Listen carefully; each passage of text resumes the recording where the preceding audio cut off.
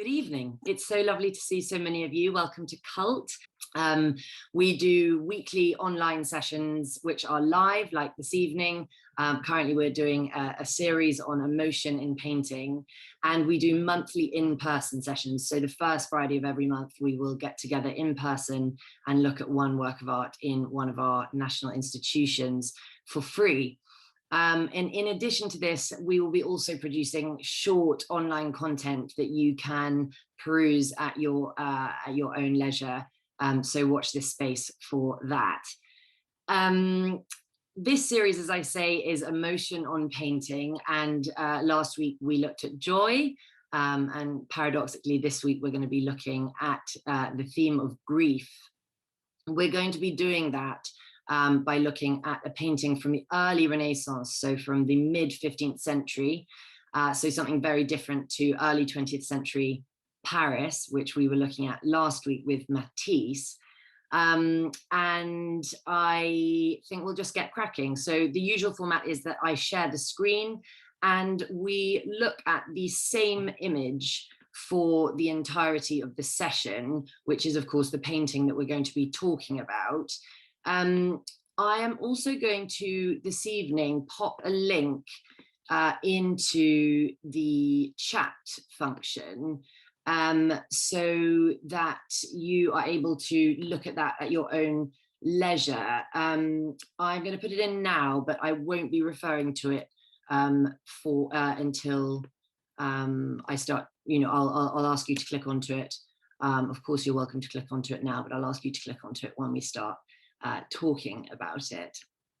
So this painting here is I'm really looking forward to doing this evening's session because this painting is a picture that profoundly moved me when I first saw it, without wanting to sound like too much of a cliche. And I just wanted to open the session really by making the point that when one sees a work of art, really the response is a reaction. That's all it needs to be. Something might move you, something might not, and if it doesn't, just move on. I mean, there should be no sort of formal way of looking at paintings. In a sense, you should just be able to respond to them as you would respond to someone speaking to you in a conversation. So the response I had to this painting may not be felt by any of you. It may be felt by all of you. It may be felt by some of you. I think the first thing to mention is that this painting is 28.6 centimeters high by 32.5 centimeters wide. So think of a 30-centimeter ruler, and that's how wide it is. It's absolutely tiny.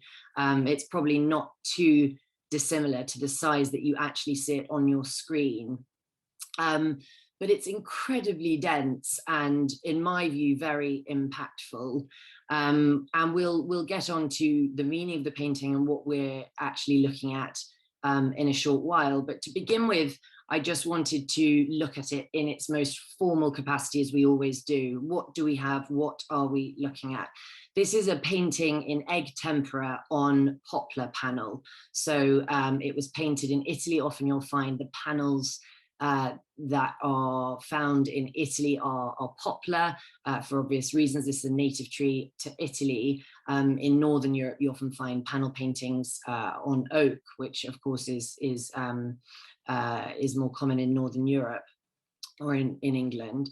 So this is on poplar panel. It's painted in egg tempera, which is a mix of egg yolk and coloured pigment, very vibrant coloured pigment. It's in incredibly good condition. It's been restored only twice in the 20th century, but it's really in impeccable condition, which is why we see these very vibrant colours in the painting, which really I think are the first thing that may probably stand out to all of us. These bright crimson reds, bright blues, blacks, whites, browns, of course the blue sky, the rich blue sky in the center there, the flash of blue behind the sort of through the arch in the background, and then the stony browns and creams and whites. So the colors certainly jump out. We have a group of figures in the foreground, which create a kind of a sort of stage, if you like. There's a background, very theatrical setting, a background of layered buildings, palazzi, and then we can see some hills or mountains through there at the back with the sky above. And the figures in the foreground are placed on a street, on a pavement. But they really sort of occupy quite a narrow space across the front area of the painting, across the foreground. At the center, we have the protagonists, the two, well, I should say three protagonists, but I'm sure your eye is drawn to, firstly, to this wailing woman and this small figure who is a child that lies prostrate on the ground. And then you have the kneeling figure of Saint Zenobius, the saint in the painting, which we'll come on to shortly, praying and looking heavenwards. Surrounding these sort of three central figures are a series of standing figures, all looking in different directions, expressing different facial expressions. Some are looking at the activity that's going on in the center of the composition, some are looking away. And behind, as I say, we have these beautifully rendered, layered palazzi, which are incredibly satisfying to look at. And part of the reason that I was so moved by this picture, not only for its subject matter, but also for the structural composition, the cleanliness, if you like, of the construction of this background, which is so beautifully linear. And that's very central to the impact that this painting has, which we'll go on to talk about. So what are we looking at? We are, of course, looking at a tragic scene, and I'm sure this will resonate with everyone differently, depending on personal experience. There is a lady who is the mother of this young child who is dead, lying dead on the ground, and she's wailing and her arms are flung backwards, and this is enhanced by the veil that she wears, the headdress that she wears, that sort of flutters out behind her, which gives us a sense that she's moving fast. She's flinging herself into this terrible, tragic situation. And there's this wonderful sense of opposing forces as her arms are stretched backwards, but she lunges and leans forward into the aura, or the area surrounding her son, who lies dead on the ground before her. Her sort of activity, if you like, is at complete odds with the static poses of the figures that stand behind her and indeed in front of her, and also the very structured background as well.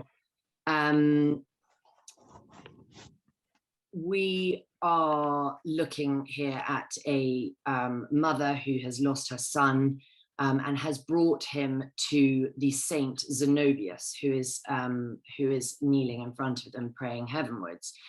Now, Zenobius was a patron saint of Florence, and he was much celebrated in the sort of from the 14th century onwards. His relics or his remains were found in the 1330s, and they were given their rightful place in the Duomo, in the cathedral. And he was a saint of Florence. He was known for performing miracles. And we are looking at the moment before he performs the miracle of bringing this child back from the dead, which he is said to have carried out 3 times with 3 different children. The lady is a wealthy pilgrim. She's from Gaul, so she's from modern day France, and she has made her way south through Italy to Rome. And she is on her way, on a pilgrimage, on her way to the Eternal City. And as she reaches Florence, the story goes that her son caught a fever and was not able to continue. So she left him in the hands of Zenobius, who was in Florence. And this would have supposedly been taking place in the 4th century, which is when Zenobius was alive. And as she continues on her journey, her son remains ill. She returns on the second morning of Easter to find her son dead. Zenobius, meanwhile, is participating in a procession on this street, which is called the Borgo degli Abizi, which is near the San Pier Maggiore church, which we can see in the background. So it's just behind the Duomo, for those of you that know Florence, and the street is very much there today. The church is not, was dismantled in the 18th century.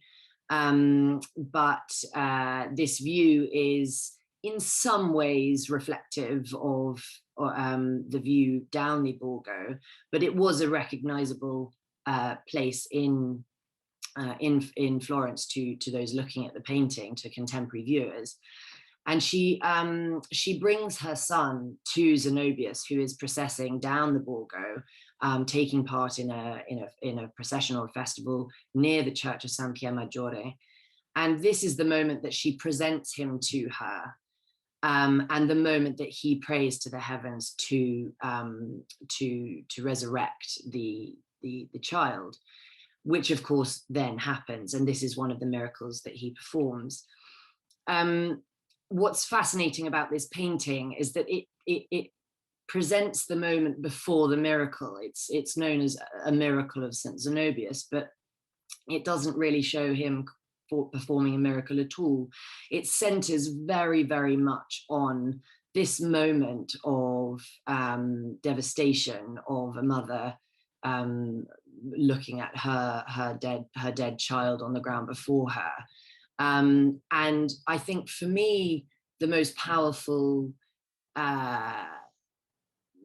element of the painting, or at least of the figures, is in fact the surrounding figures. I find, of course, this movement and this expression, this wailing mouth as well, which sits so perfectly above the right knee of her son, of course, is incredibly expressive and beautifully painted and depicted. But what's so interesting to me, and probably so familiar to so many of us, are the surrounding figures who, whether it was for the artist's incapacity or inability to be able to paint expressions effectively, or whether it was intended to express these varying responses from the onlookers, we can't be sure. But I very much interpret it as a kind of as reflective of often what happens in these times of grief, where we have this collection of people who don't really, or who have varying responses and reactions, and who some of whom have gone into themselves, looking down, of course, the clergy, the ecclesiastical figures behind the saint, perhaps praying.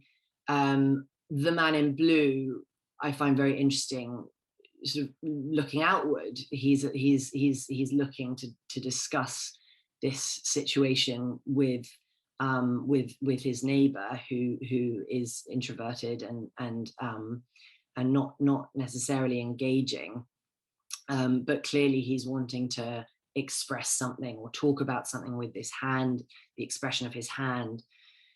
The lady or servant or follower on the left, in red, stands out, of course, because of the color of her dress, against these dark, the black dresses of the women around her. She has an extraordinary expression. She's looking on, she doesn't clearly quite know how to respond to this this dramatic moment in front of her, but also quite an unfeeling, quite a wary, sort of bizarre expression. The lady behind her, I find, you know, it seems to me like she wants to already gossip about it. And then others sort of looking up at others, not knowing quite what to do or how to respond. So you immediately have a narrative among these characters and figures who are performing on stage. Of course, you have women on the left and men on the right, which immediately divides the painting by gender. It's also divided by color. You have these wonderful crimsons and blues on the right, these blacks and whites with these dashes of crimson and blue on the left, all pulled together, of course, all these colors by the central two figures, the son and the mother. And beyond the figures, you have this incredibly dense cityscape, layered palazzi that are calm in the foreground and then become very complicated and complex as we get further back. And what's so brilliant about this painting is that the artist is integrating the figures and the buildings. They are reflective of one another, they are layered, they are overlapping, and they're dense and they're complex, and it's a very, very, very congested scene. Now, this was certainly no coincidence. This all was intended to add to the drama of what is going on in this painting, that a mother is grieving over the loss of her son. This is a very claustrophobic painting. It's very intense. You have no sense of the sky above the buildings either side of you. You may, through the glimmer of sky at the end but of the street, but not above the buildings either side of you. You're completely enclosed. You have this very stark, bare pavement in front of you, other than the figures. There are no background figures. There's no distraction. For those of you that are familiar with the later painter Giorgio di Chirico, who was known for painting these quite surrealist empty streets. He based his paintings actually on the streets of Ferrara in Emilia-Romagna, not of Florence. But these empty streets give a sense of eeriness, which he very much plays upon in his paintings, very much looking at the artists of the 15th century and these formal architectural compositions.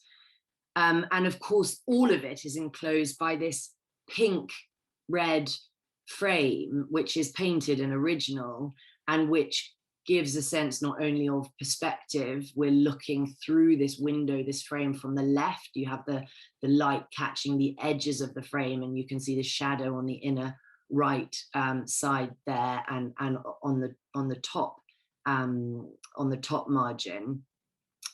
So that all encloses the activity into this very intense, sort of buzzing, fizzing space, which is so charged with feeling and emotion and noise. And as I said, this is no coincidence. This is in the middle of the 15th century, and artists were, of course, experimenting. This is the height of the Renaissance, if you like. The center of the Renaissance was kicking off in Florence in the 15th century. It moves to Rome really later in the 16th century, but this is the epicenter of the development of Western art. And you have this artist, an artist who's called Domenico Veneziano, which is the Venetian Dominic, and he is looking at other artists. He's looking at an artist you may know called Ghiberti, who does the baptistry doors in Florence in front of the cathedral, who paints a relief of exactly the same episode. And it's a very, very comparative image. It is actually reproduced on the link I've put in the chat, which is not actually the reason I've put the link on the chat, but do click through to it now and you'll have a sense of how similar this image is to Ghiberti's bronze relief.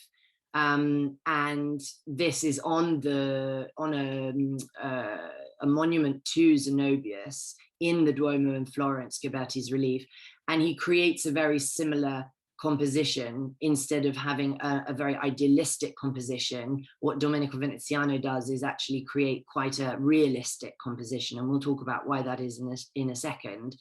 But he's looking at artists around and he's reading the literature, or he's aware of the artistic theory. Now, this is really down to one individual, an individual called Leon Battista Alberti, and he writes a treatise called della pittura, on painting, and this was published in the 1430s, so a decade before this painting was painted.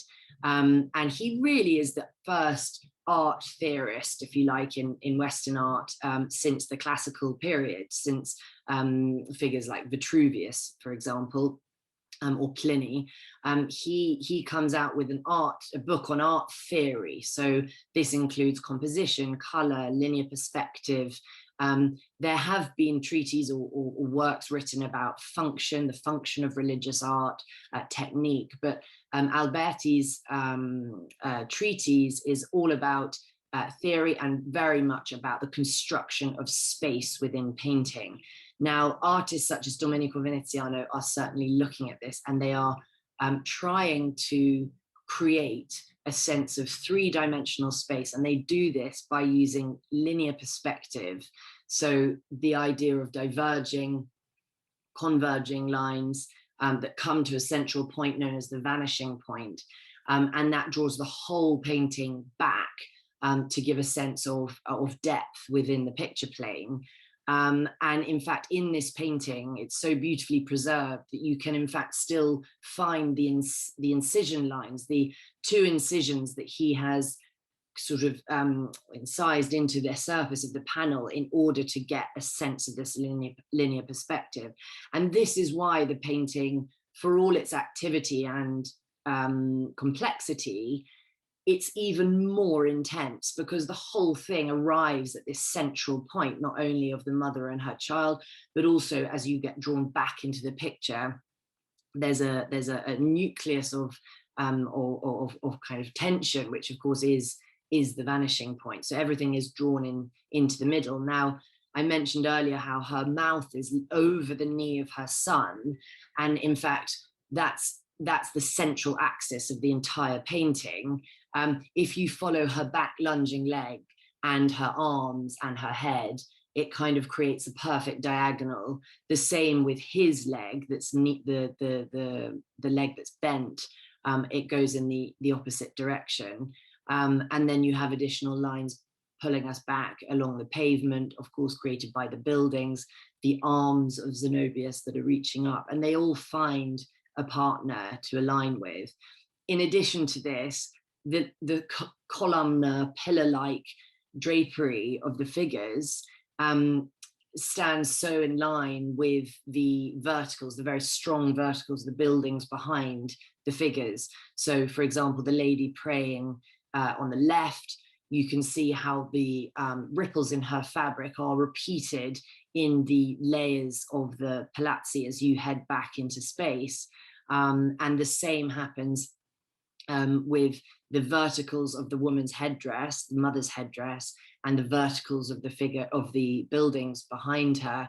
And you can continue to find areas that this is happening.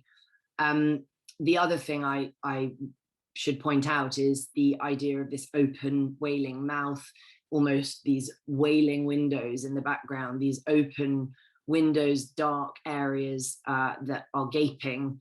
Again, quite eerie, no figures are present, but you have a reflection of what's happening to this woman, this outcry in the architecture that's surrounding them, which is just astonishing, really. And then the final thing in terms of the sort of more formal structure of the painting is the foreshortening. So you have the idea of this boy that is, of course, smaller. He's a young child, but he is turned at a sort of 3/4 position, lying on the floor. And in order to give the sense of him receding in space, he's been squished, if you like. So you get a sense that he is going backwards. He's not just been drawn completely in profile.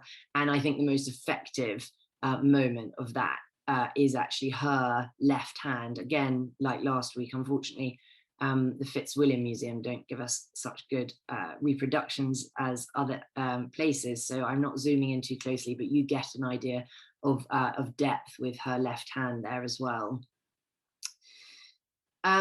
So who painted this painting? This is Domenico Veneziano, as I said. We don't know a huge amount about the artist.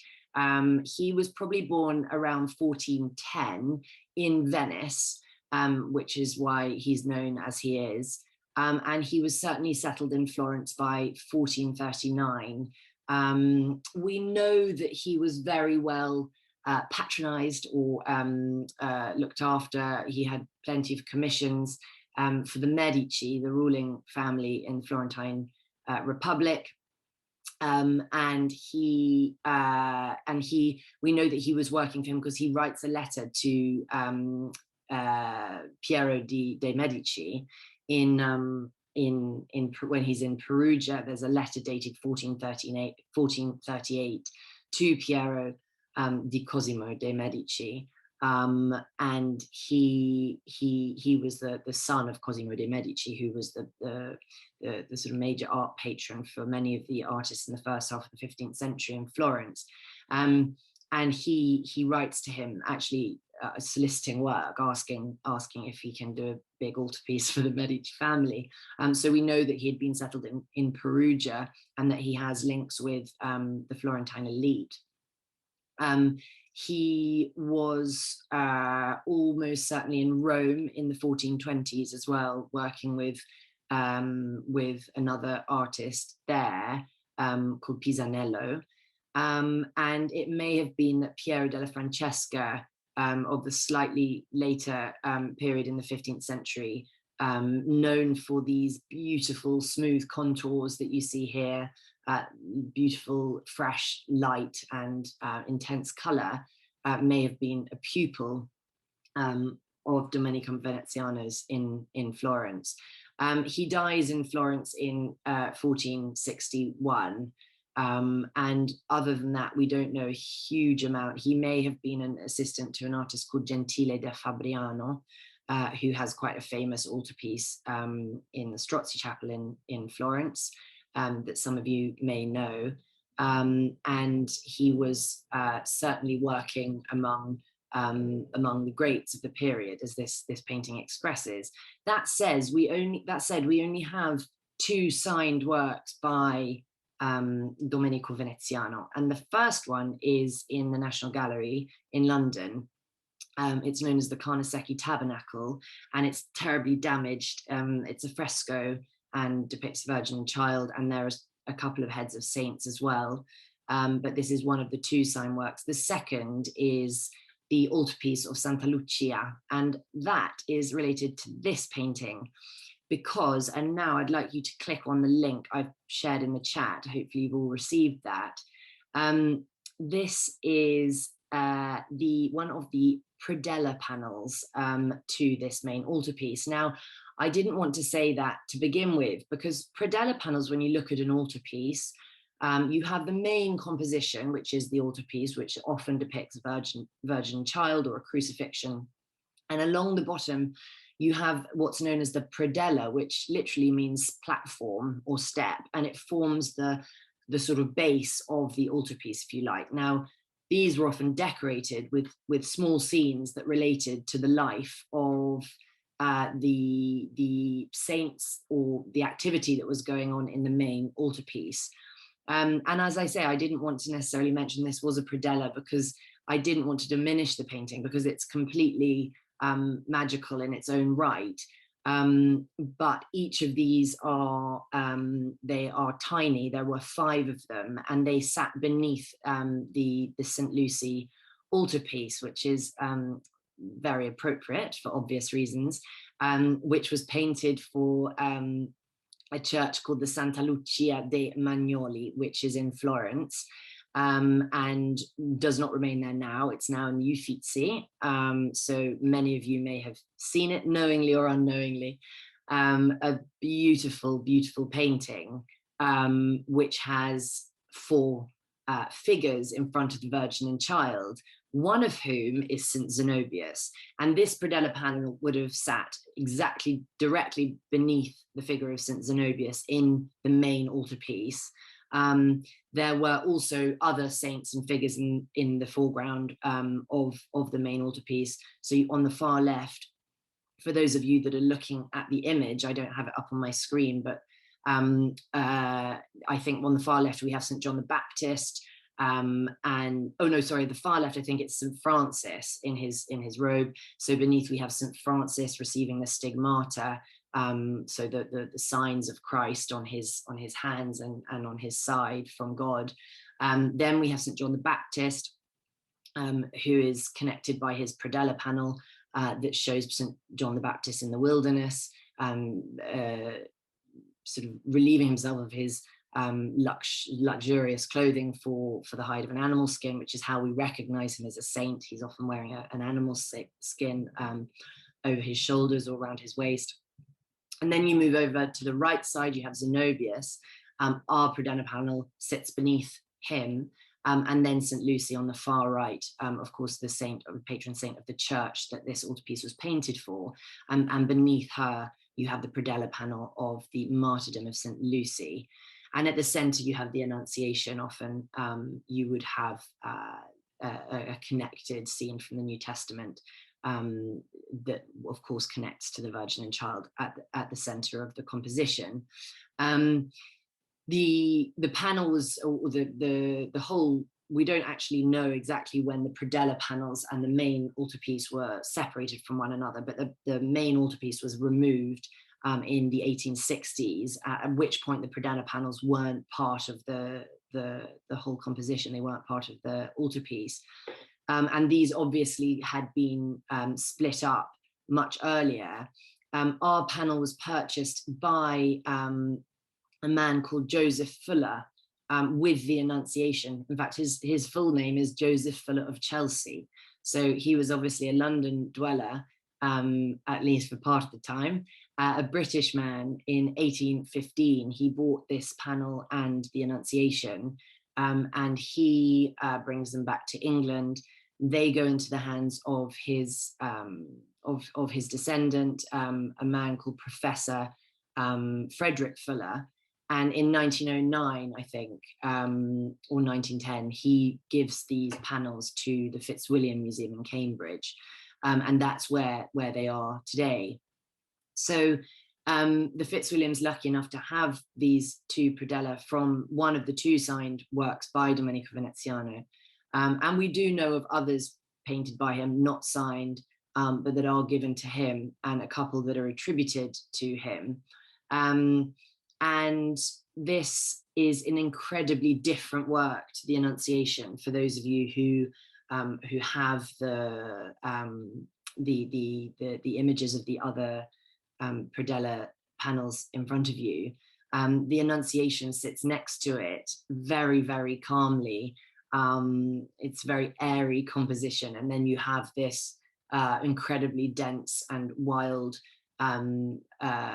response to this miracle of St. Zenobius next to it, which of course enhances the power of both panels in a sense, because they sit independently of one another. And what's so I suppose different about this composition versus the Ghiberti relief, for example, which is also on that link, is that the Ghiberti relief was for the Duomo in Florence, was for the cathedral, the main cathedral in Florence, whereas this was for a very small church.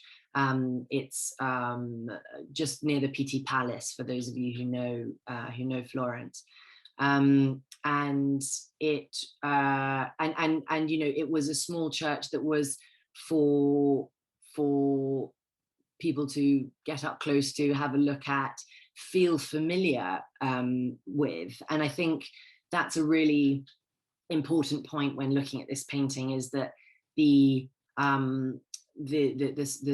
scenery, of course, would have been recognizable, and dare I say it, you know, in 15th century Florence, you have to think that there were very high infant mortality rates, and you may have 8 children and only 1 or 2 survive. So this would have been a very visceral, there would have been very visceral responses to this panel, in a sense that it would have been something that many, if not almost all, residents or mothers or families of Florence would have been able to appreciate and empathize with.